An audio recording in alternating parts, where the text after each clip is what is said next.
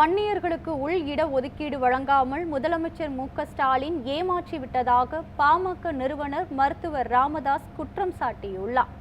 செங்கல்பட்டு மாவட்டம் திருவிடந்தையில் பாமக சார்பில் 12 ஆண்டுகளுக்கு பிறகு சித்திரை முழுநிலவு மாநாடு நடைபெற்றது.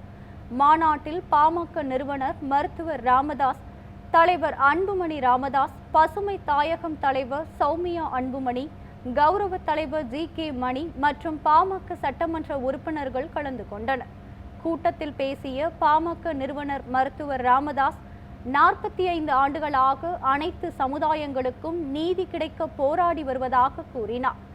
மகாத்மா காந்தியை போல் கோலொன்றும் நிலையிலும் உழைப்பேன் என்று கூறிய அவர், ஆட்சியை பிடிக்க வேண்டுமென்றால் கடுமையாக உழைத்து கட்சியை வளர்க்க வேண்டும் என்று தொண்டர்களிடம் வலியுறுத்தியுள்ளார்.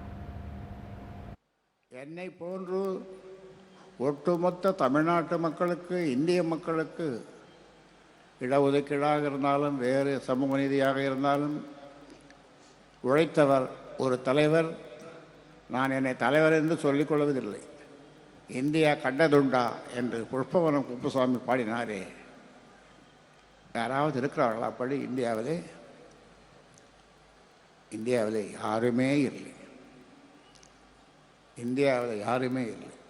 என்னை தவிர நான் இதை பெருமையாக சொல்லிக்கொள்ள தயாராக இருக்கிறேன்.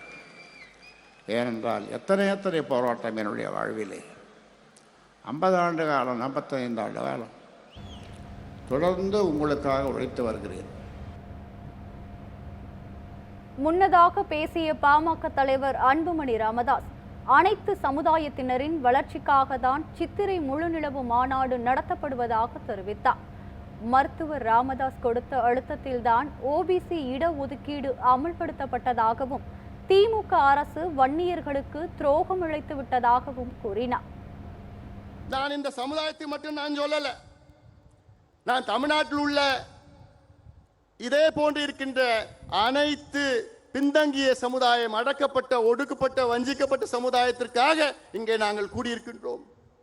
தீர்மானத்தை நீங்க பார்த்திருப்பீங்க.